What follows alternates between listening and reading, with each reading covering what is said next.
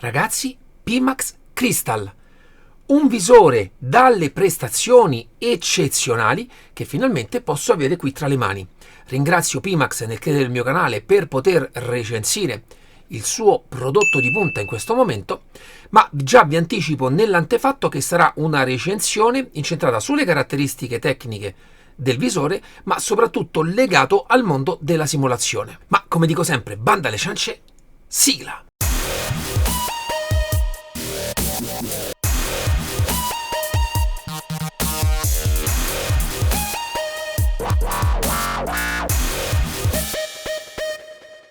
Ciao ragazzi, come ho detto oggi parleremo di Pimax e in questo caso, essendo il mio un canale incentrato prettamente sulla simulazione, sarà tutto legato a questo. Iniziamo subito a fare una panoramica generale su quelle che sono le caratteristiche di questo visore. Iniziamo subito col dire che ci sono due schermi QLED 2880x2880 pixel. Tanta risoluzione. Per la prima volta poi provo in un visore, in dei display, in un visore il local dimming che si spinge fino a 20.001. Gli schermi in più possono funzionare a 72, 90 e 120 Hz. In realtà ci sono anche delle funzionalità test che permettono 144 o 160 Hz, ma ragazzi personalmente le trovo al momento con la tecnologia attuale di schede video un po' un miraggio, visto che serve tanta potenza per farlo funzionare al meglio. Almeno con l'ottimizzazione VR che c'è oggi anche nel mondo della simulazione. Aspetto più importante dal mio punto di vista in un visore sono le lenti, in questo caso asferiche. Sono lenti sostituibili. In più vi dico che quelle fornite di base con il visore sono da 35 ppd, cioè sono i pixel per pollice nella visione. In realtà ho anche alcuni amici che hanno ricevuto delle lenti da 42 ppd. Che offrono ancora una nitidezza maggiore, ma vanno a far perdere un pochino quello che è il FOV. In questo caso parliamo di un FOV orizzontale di 125 gradi. Io naturalmente vengo dall'esperienza con il reverb e subito quando l'ho messo sul viso ho notato un'ampiezza maggiore di visibilità proprio del mondo virtuale, ma soprattutto grazie a queste lenti, grazie a questo pannello, una risoluzione pazzesca. Non pensavo di avere l'impressione di avere una risoluzione maggiore anche al reverb, perché anche lui con un FOV minore, anche se i pannelli sono meno risoluti di questi, vi dico che nel punto dolce è molto risoluto, ma in questo caso complice gli schermi QLED, complice soprattutto queste lenti che offrono una nitidezza veramente grande e su una superficie molto ampia dell'immagine, l'effetto visivo è davvero da wow. Era quel tipo di visione, quel tipo di risoluzione che io in realtà aspettavo nei visori da tantissimo tempo e in cui mi fa dire veramente che a questo punto non c'è più quella distanza con i monitor, ragazzi. Ve lo dico, la nitidezza è pazzesca. In questo caso il Pimax ha anche un processore all'interno che gli permette di lavorare standard alone, ma ancora la feature non è stata resa pubblica e in più ragazzi, come ho detto, sono prettamente incentrato nell'uso simulazione di guida e quindi utilizzo PC. E in questo caso si collega al PC con un cavo DisplayPort e un cavo USB. In realtà per alimentare tutta quanta questa potenza e per quanto riguarda l'alimentazione dello schermo e del processore è tramite USB, ma in questo è coadiuvato anche da una batteria sostituibile e estraibile anche a caldo. E qui faccio subito una nota in questo punto: io il PC lo spengo sempre totalmente anche da una ciabatta e in questo caso se lo tenete spento troppo tempo mi è capitato di trovare la batteria completamente scarica. Ho chiesto anche all'assistenza Pimax e mi ha detto che è un discorso normale, quindi personalmente tendo tutte le volte che non gioco a staccare velocemente da una parte e dall'altra la batteria e tenerla staccata in questo modo. Adesso l'ho fatto proprio a caldo, anche perché poi è sostituibile con una seconda batteria fornita all'interno della confezione. Questo perché personalmente mi scoccia, magari se mi siedo, dover vedere che il visore si è scaricato, andare a cercare la seconda batteria, sostituirla. In questo modo lo trovo sempre carico, visto che nei momenti in cui non si gioca si va a ricaricare. Sul discorso della batteria ragazzi vorrei aprire una parentesi e un approfondimento, ma sicuramente farò altri contenuti su questo visore. In questo momento personalmente lo metto un attimo da parte. Arriverei a parlare del comparto audio. Di base vengono fornite delle cuffie che non vanno a toccare la parte delle orecchie e il suono praticamente esce da questo piccolo foro da questa parte. Devo essere sincero, c'è un buon volume, sono totalmente assenti i bassi, motivo per cui ragazzi, se l'avete già notato da prima, mi sono creato già una piccola mod con questo padiglione che si va direttamente a collegare al sistema di Pimax, e sinceramente andando a convogliare il suono nel modo migliore nei padiglioni si sente veramente molto meglio. Aumentano i bassi, aumenta il volume. Sinceramente i bassi non sono mai così profondi come possono essere con delle cuffie più specifiche. In realtà c'è un kit anche esterno che Pimax fa che sicuramente migliora anche questo aspetto. Nella parte sopra abbiamo un pulsante di accensione, un doppio pulsante per regolare l'IPD, quindi la distanza interpupillare, e un pulsante per aumentare e abbassare il volume delle cuffie. Per quanto riguarda l'IPD però c'è un capitolo a parte. In questo caso il visore ha un sistema eye tracking integrato, quindi potrete far decidere al software tramite il tracciamento dei vostri occhi il vostro IPD più preciso, e potete dire anche al software di fare questa calibrazione ogni volta che lo mettete. Questo perché molto spesso quando andiamo a mettere un visore anche il corretto posizionamento per stare nel punto centrale più preciso è sempre un po' difficile. In questo caso l'attivazione di questa funzione vi consente di centrare nel modo migliore anche l'occhio. Nella parte del naso c'è un piccolo sensore che consente al visore di vedere nel momento in cui l'avete indossato, perché altrimenti dopo qualche secondo andrà a spegnere gli schermi, questo per andare a risparmiare un po' di energia. E poi adesso ragazzi andiamo a parlare di un aspetto a mio avviso nei visori molto importante, cioè la comodità di indossamento. In questo caso il visore viene fornito già con una mascherina di spugna, personalmente l'ho trovata molto comoda. C'è anche una seconda mascherina un pochino più fina. Io utilizzando il visore con gli occhiali ho preferito lasciare questa mascherina, che ha anche dei piccoli incavi che consentono l'alloggiamento corretto anche con i miei occhiali. Faccio una precisazione: sia anche senza occhiali le mie ciglia una volta indossato vanno un pochino a toccare, se lo stringo molto, la parte delle lenti. Anche i miei occhiali quando lo indosso vanno totalmente a toccare quelle che sono le lenti. Personalmente non l'ho trovato particolarmente difficoltoso o fastidioso. Arriviamo adesso al momento anche per indossarlo.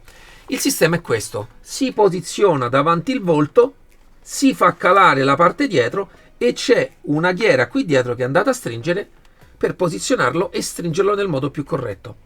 Devo essere sincero, il peso è molto superiore rispetto a quello del Reverb G2 che avevo, ma personalmente l'ho trovato ben distribuito. In realtà ragazzi ho anche un gruppo WhatsApp con molti amici che possiedono già il Pimax, c'è chi pesa, chi non pesa, questa è una cosa molto personale, però sinceramente ho fatto proprio ultimamente una sessione da 75 minuti di gara, non ho trovato particolari difficoltà, se non in questo caso con il mio sedile, con la posizione di guida che ho, il discorso dell'inclinazione del collo, e quindi forse tenevo il collo un pochino messo male perché la parte qui della ghiera mi va a toccare la parte del sedile, e forse è stato questo che mi ha, non so dirvi in realtà qual è il motivo esatto per cui ho trovato questa difficoltà, ma un pochino il collo, probabilmente per la posizione sbagliata che avevo in quel momento, e soprattutto dicevo per questa ghiera qui dietro che detto si allarga e si stringe, che va a comprimere bene tutto il visore nel volto e che probabilmente va a toccare nella parte dietro del sedile. Sempre per quanto riguarda il comfort, nella parte sotto degli occhi ci sono queste alette in gomma che vanno a chiudere totalmente la parte di visibilità della stanza. In questo caso anche qui faccio una precisazione: indossato e anche messo molto bene, in realtà un pochino di luce passa nella parte sotto. Personalmente mi capita anche con gli altri visori, una volta che sono concentrato a giocare personalmente non ci faccio più caso, sono totalmente immerso in quello che è la visione del mondo virtuale. Altro aspetto che mi preme molto sottolineare è il tracciamento. In questo caso avviene con 4 telecamere nella parte frontale del visore. In questo caso ragazzi perfetto, con la stessa luce che utilizzavo con il Reverb, in questo caso mai un problema. Sono sincero, non ho avuto mai particolari problemi neanche con Reverb G2, con questa luce posizionata sempre che mi fa luce e mi inquadra la parte della stanza, ma questo visore dal mio punto di vista è uno step molto più avanti, soprattutto quando mi capita spesso, anche mentre sto giocando tra una sessione e l'altra, me lo levo e me lo rimetto, in cui deve un attimino ricalibrare tutta quanta la situazione.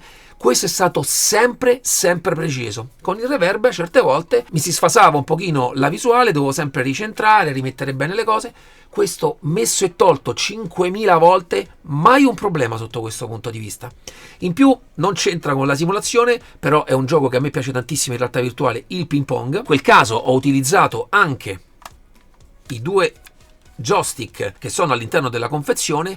Devo dire, il tracciamento per giocare anche a quel gioco molto piacevole. Sicuramente avere dei tracking esterni, e in questo caso si può aggiungere utilizzando quello del Valve Index o dell'HTC, per aumentare ancora di più quello che è il divertimento in room scale. Nel mio caso personalmente, che mi sono fatto 2 sessioni al ping pong, non ne ho avuto particolarmente bisogno e ho trovato un ottimo tracciamento da parte delle telecamere, quindi tutto quello all in one di questo visore. Per quanto riguarda i joystick, ragazzi, in questo caso li ho trovati allo stesso livello di quello che è il Reverb G2. Dal mio punto di vista, qualche gradino in meno rispetto a quelli che sono tutti i modelli che ho provato anche di Oculus, che hanno soprattutto nella parte di vibrazione un qualcosa in più, un feedback aptico di maggior rilievo, e che con giochi anche come il ping pong personalmente è molto più immersivo rispetto a questi che rimangono un pochino più giocattolosi. Ma a livello di tracking personalmente, sia per quanto riguarda i 2 joystick e quanto riguarda il visore nel loro tracciamento, personalmente perfetti. Adesso vi faccio vedere un pochino anche il suo software. Eccoci ragazzi, come vedete in questo momento ha lo schermo spento, ma naturalmente appena io vado ad indossare il visore, vediamo, subito si va a attivare. Come vedete, rileva sia la parte del visore sia la parte dei controller. In questo caso non sono attivi perché non li ho collegati. Vi faccio vedere velocemente quali sono i settaggi possibili. Come ho detto, può andare a 120, 90 e 72 Hz. È possibile anche aumentare e diminuire la luminosità. Personalmente al 100% la trovo troppo luminoso e l'ho abbassato a 89. E già in questa fase sulla luminosità vi voglio parlare del local dimming, che ho tenuto spento. Questo perché in realtà ho provato tutte le varie possibilità. Personalmente va a scurire, soprattutto con le auto, troppo l'abitacolo interno, e quindi in questo genere di giochi personalmente non mi piace l'immagine troppo scura. Ho preferito abbassare un pochino la luminosità generale e utilizzare un local dimming spento. C'è poi da attivare l'opzione eye tracking e volendo l'auto IPD adjustment. Vi dico subito, inizialmente appena ho tirato fuori il visore ho avuto dei problemi per quanto riguarda l'eye tracking. Non so perché non funzionava, ho cominciato a chiedere a un po' di amici la cosa, alcuni in realtà non utilizzavano questa feature, io la volevo provare, ho avuto dei problemi inizialmente a farlo funzionare e ho scoperto con delle guide su internet che la parte eye tracking è gestita direttamente dal sistema della lente e quindi è direttamente integrato nella parte intorno della lente. Quindi le ho tolte, le ho reinserite cercando di inserirle nel modo più corretto possibile e a quel punto le tracking ha funzionato. E a questo punto sono andato a fare la calibrazione e tutto è andato nel modo corretto. Ma in realtà un piccolo approfondimento ve lo lascio alla fine, quando ho giocato ad assetto corsa competizione, gioco in cui funziona questo sistema. E quindi torniamo all'applicazione. Nella parte sotto potete andare anche a inserire direttamente quello che è il vostro IPD se ve lo siete fatto misurare da qualche professionista. Nella parte sotto, a livello di suono, ho attivato il low latency perché ho sentito già qualche amico che poteva esserci qualche latenza con alcuni giochi. In realtà, attivando questa funzione, personalmente il suono è perfettamente sincronizzato. Andiamo direttamente alla parte che più ci interessa. Questa è la parte di settaggio dei giochi. La cosa più importante è il render quality. In questo caso potete scegliere minimo, bilanciato e massimo. Massimo si intende verrà mandato al visore la massima risoluzione supportata. E in questo caso si avranno le massime prestazioni. Personalmente sono riuscito a utilizzare maximum solamente con assetto corsa. Con tutti gli altri giochi ho dovuto utilizzare balance. Questo perché la configurazione con cui ho fatto tutti i test è un i7 10900K overclockato a poco più di 5000 Hz, una scheda video RTX 3080. Anche in questo caso c'è un piccolo overclock, ma un undervolt che permette alla scheda quindi di lavorare sempre a temperature sempre sotto i 60 e quindi sempre al massimo di quelle che sono le sue prestazioni. Ma naturalmente per un visore di questa portata siamo proprio, al mio avviso, al limite di quelle che è il suo utilizzo. Poi vi farò vedere i vari giochi che ho utilizzato e tutti i settaggi che ho utilizzato per sfruttare al meglio, in questo caso a 90 Hz, questo visore. Ma anche in questo caso personalmente vi dico, anche rispetto a Reverb, che potevo sfruttare sicuramente con la mia scheda nel modo migliore, il passaggio, il livello qualitativo che ho ricevuto da questo visore anche non sfruttato al massimo, è totalmente su un altro pianeta. In più, naturalmente, nei vari test ho provato a utilizzarlo al massimo per vedere anche a livello qualitativo certi giochi come si potessero comportare, e vi dico ragazzi, livelli pazzeschi, soprattutto assetto corsa competizione. Sono riuscito a trovare finalmente il modo di giocarci molto bene a 90 fps in modo balance, ma ho provato anche Maximum con altri settaggi, ragazzi, che io pensavo fosse un problema, che in realtà è un problema anche del motore grafico, della Real Engine, che purtroppo per spingere con i visori ad un certo livello gli serve veramente tanta risoluzione, porca miseria. E quindi già è un gioco molto pesante anche giocato con gli schermi, con i visori diventa qualcosa di veramente complicato. Ma vi farò vedere poi come sono riuscito a giocarci 90 Hz, 90 fps, e personalmente anche con il mio hardware molto bene. E andiamo adesso a delle piccole feature che vanno ad aiutare quello che è l'utilizzo di processori e schede video probabilmente non troppo potenti, ma in realtà a mio avviso anche con una 4090 qualche aggiustamento bisogna farlo ugualmente. In questo caso è il Dynamic Foverer Rendering, ed è quello che praticamente vi renderizza nella parte centrale la massima risoluzione che avete scelto e va in una porzione, a secondo se scegliete minimum, balanced o maximum, una porzione più o meno ampia a fare un rendering un pochino più leggero per la vostra scheda video e quindi vi aiuta nelle prestazioni. Apro una parentesi gigantesca che non tratterò in questo video. L'utilizzo ad oggi in questo genere di visori Windows Mixed Reality di OpenXR stravolge totalmente quella che è la possibilità di utilizzare questi visori al meglio, e anche in questo caso vi dico ho utilizzato quell'applicativo unito al sistema Pimax per cercare di sfruttare ogni granello di energia della mia scheda video e del mio PC per sfruttare al meglio l'hardware del Pimax. In realtà poi per ogni gioco è possibile andare a creare un profilo diverso, vedete un po' voi. Io nel mio caso soltanto per assetto corsa ho creato un profilo in cui il render quality l'ho messo al massimo. Naturalmente c'è possibilità anche di farlo customizzato. C'è anche nel Pimax la possibilità di utilizzare lo Smart Smoothing, e cioè quella funzione che permette con la metà degli FPS di avere un'immagine il più fluida possibile. Anche qui faccio una precisazione. Personalmente ho trovato il sistema Pimax, il migliore quando non si hanno gli FPS allineati agli Hz. Cosa significa? Che quando io utilizzo nel mio caso 90 Hz e il Pimax fa 90 Hz è il massimo della fluidità che potete avere con questa impostazione. Ma in questo caso, anche quando il Pimax ha fatto 80-79 fps, devo dirvi che l'immagine risulta molto fluida rispetto a tantissimi altri visori, che sia stato l'Oculus il CV1 che provai tanto tempo fa, ma anche Reverb G2. Invece non chiedetemi perché, con l'utilizzo dell'attivazione Smart Smoothing l'ho trovato un velo meno fluido rispetto ai sistemi utilizzati in Oculus con l'ASV e con gli smoothing del Reverb G2. Non so se è dipeso o meno da qualcosa anche nel mio hardware, però personalmente ho cercato nelle impostazioni che vi farò vedere di sfruttare tutti i giochi a 90 Hz e cercare i 90 fps più granitici possibili anche nelle situazioni più complicate. Penso, per quanto riguarda il software, di avervi detto tutte le cose più importanti, ma naturalmente, come ho detto, ci saranno approfondimenti futuri che farò sul visore. Entriamo a parlare dei giochi. Iniziamo subito con Assetto Corsa, il gioco in cui sono riuscito a sfruttare il Pimax a 90 Hz, 90 fps con il rendering massimo. Naturalmente ho fatto dei piccoli accorgimenti anche con OpenXR, perché anche in questo caso tutto al massimo non si poteva girare, ma vi dico ragazzi, l'immagine mi viene di dire tutti i contorni spaccati.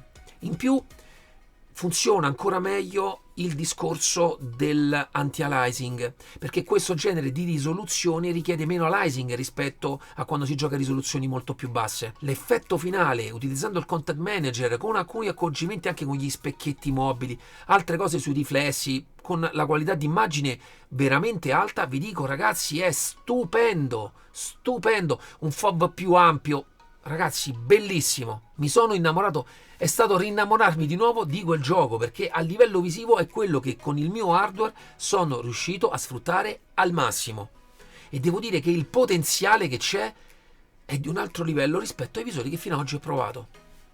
Non pensavo di dire queste parole perché reputavo il G2 molto risoluto nella parte centrale, ma sarà la completezza d'immagine. I neri è un QLED, non è un OLED, ma vi assicuro che i neri sono molto più intensi rispetto a qualsiasi altro visore provato fino ad oggi. Ed è un aspetto che a livello di immersività dà veramente, veramente tanto. Anche in assetto corsa, all'interno di OpenXR sono andato un pochino a customizzare quella che è la porzione di visione un pochino più risoluta rispetto a quella periferica, e l'ho messa molto ampia in realtà, la parte in cui va a fare un rendering più leggero nella parte periferica. La visibilità, l'impatto visivo che ho avuto è stato veramente, veramente bello. Passiamo poi a assetto corsa competizione. Qui ci ho messo un bel po' a trovare il giusto connubio di vari super sampling, andandoli a intrecciare, quello dell'applicazione Pimax, OpenXR, eccetera, eccetera, per trovare il giusto connubio per un'immagine di qualità. E devo dirvi che io in realtà virtuale così bene competizione non l'ho mai visto, e che è stato l'unico gioco dove ho potuto attivare l'eye tracking. Naturalmente vi faccio vedere le immagini di come ha funzionato, e praticamente andando a tracciare l'occhio voi potete scegliere la parte in cui vorrete il massimo della risoluzione, cioè il punto in cui voi andate a guardare, e intorno ci sono altri due anelli che vanno a decidere diversi livelli di rendering un po' più leggero fino all'ultimo, il più leggero possibile, fino ad arrivare a un 16° che ho scelto nella parte più esterna. Ma naturalmente andando a lavorare direttamente dove l'occhio va a guardare sgrava moltissimo quella che è la GPU, e sono riuscito a far lavorare questo gioco davvero molto bene. Se devo essere totalmente onesto, la cosa che non ho capito, non so se dipende da aggiornamenti che possono esserci in futuro sulla reale implementazione dell'eye tracking, è che in sessioni un pochino più lunghe mi capitava che l'eye tracking si disabilitasse. Non so se è un problema del mio visore o un discorso firmware. Dovevo uscire fuori, andare a ricliccare, disabilitare o riattivare la funzione eye tracking, oppure certe volte riavviare totalmente il visore, e a quel punto riniziava a funzionare. E questo mi è successo un bel po' di volte. Un po' un peccato, perché quella funzione aiuta tantissimo la visione, la qualità visiva del prodotto. Naturalmente si può utilizzare anche con il render forward, quello centrato nella parte centrale, ma vi assicuro che l'eye tracking, e quindi andare a fare il render dove l'occhio punta, è totalmente un'altra cosa. Per sfruttarlo a 90 Hz, 90 fps ho dovuto fare molti aggiustamenti. Vi ho voluto far vedere anche di essere riuscito a utilizzarlo anche con la pioggia, che dovrebbe essere il momento un pochino più complicato per le nostre schede video. Ha funzionato benissimo. In più faccio una parentesi, e le inizi a fare a questo livello perché è uno dei giochi più pesanti, perché meno ottimizzati in VR. Naturalmente quando giocate online le prestazioni rispetto a quando giocate offline con varie macchine aumentano, quindi avete la possibilità sicuramente di sfruttare ancora meglio la visualizzazione del gioco. Naturalmente i test che vi ho voluto far vedere sono offline con varie macchine, offline con la pioggia anche da solo, e là gira veramente ancora molto molto fluido, e poi naturalmente senza pioggia non ci sono particolari problemi. Sicuramente se non vi interessa totalmente la pioggia, potete anche in quel caso sicuramente anche offline aumentare quelli che sono dei piccoli dettagli. Ma come vedete nei dettagli specifici nelle opzioni del gioco ho utilizzato delle impostazioni abbastanza avanzate, sicuramente superiori anche a quelle che utilizzavo prima con il mio Reverb G2, e la qualità d'immagine è totalmente di un altro livello. Non vi nego che anche con l'opzione Balance, se all'interno di ACC aumentate il pixel density a 130, ho trovato quello come sweet spot, ragazzi, il gioco cambia dal giorno alla notte a livello di definizione, ma in quel caso la mia scheda video non ce la fa più. Però mi ha dato uno sguardo su quelle che sono le potenzialità visive anche su competizione, che diventa veramente veramente bello anche in lontananza.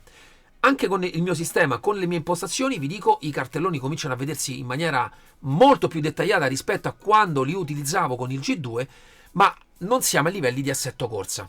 Vi faccio anche una veloce panoramica con Race Room.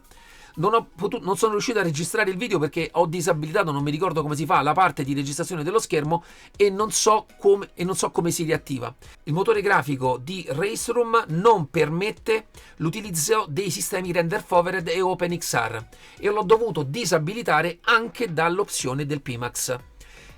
E questo perché all'inizio non riuscivo proprio a farlo partire, non capivo il perché. In realtà il perché è che non è compatibile con i sistemi che in realtà aiuterebbero il visore a lavorare meglio. Detto questo, una volta disabilitati, è un motore abbastanza leggero, sono riuscito anche in quel caso a utilizzarlo tranquillamente a 90 fps. Naturalmente ci sono dei piccoli aggiustamenti che dovete fare nella grafica, ma è tranquillamente godibile in modo superiore tranquillamente anche quella che è stata la mia esperienza con il G2. Ho voluto lasciare per ultimo quello che è il gioco che in realtà virtuale, utilizzando il Pimax, e poi perché era un po' che non lo utilizzavo, ma mi ha totalmente rapito a livello grafico, ed è stato Automobilista 2. Ragazzi, oltre che stare in macchina all'interno di quel gioco lo trovo leggermente diverso rispetto a tutti gli altri giochi, c'è da lavorare un pochino con le varie opzioni, ma vi dico che la resa finale è davvero stupenda, la pioggia pazzesca. Sono riuscito ad avere una risoluzione più definita anche rispetto ad ACC, stupenda. Non nego che in alcuni momenti ci sono stati dei piccoli cali, che dai 90 sono passato a 85-82, ma personalmente giusto in momenti un po' più concitati, quando ci sono più auto nella pista, ma sempre in un discorso di auto di intelligenza artificiale offline, perché online non ci sono totalmente problemi. Naturalmente la CPU è più sgravata da alcuni carichi e lavora veramente sempre bene insieme alla GPU e sempre 90 fissi. Complice queste lenti che hanno un'ampia visione nitida anche sotto la pioggia, che erano opzioni che non avevo mai nemmeno provato più di tanto con il G2, in questo caso mi ci sono stradivertito, ma veramente bello. Ragazzi, spero abbiate apprezzato tutto il lavoro che ho fatto su questi giochi, perché ci sono stato tanto tempo, soprattutto perché volevo vedere anche alla lunga come si comportava il visore in sessioni più lunghe con i vari giochi, e Assetto Corsa Competizione l'ho provato, come ho detto, in una gara da 75 minuti e devo dire personalmente sono rimasto stregato dalla chiarezza che ha questo visore, e quindi, essendo un grandissimo amante del mondo virtuale, sono rimasto un pochino stregato. Naturalmente già vi anticipo, porterò molti altri contenuti su questo visore perché lo trovo davvero interessante nel panorama della realtà virtuale di oggi. Spero che tutto il lavoro che ho fatto anche sui vari giochi vi sia piaciuto e possa essere utile a qualcuno di voi. Naturalmente lascerò il link in descrizione per poterlo acquistare sia da Amazon che direttamente dal sito Pimax. Per il sito Pimax ho un piccolo codice sconto. Naturalmente parliamo di un visore, ragazzi, dal prezzo molto elevato, $1.500 in questo momento esatto in cui sto registrando, è in sconto a $1.400, poi c'è l'IVA. In realtà su Amazon è intorno ai 1.800-1.900 euro, però vi dà uno sguardo su quello che è veramente il futuro della realtà virtuale. Ringrazio ancora Pimax per credere nel mio canale, in questo progetto molto importante anche per me. Naturalmente vi ricordo iscrizione al canale, un bel like al video e ci vediamo alla prossima. Ciao!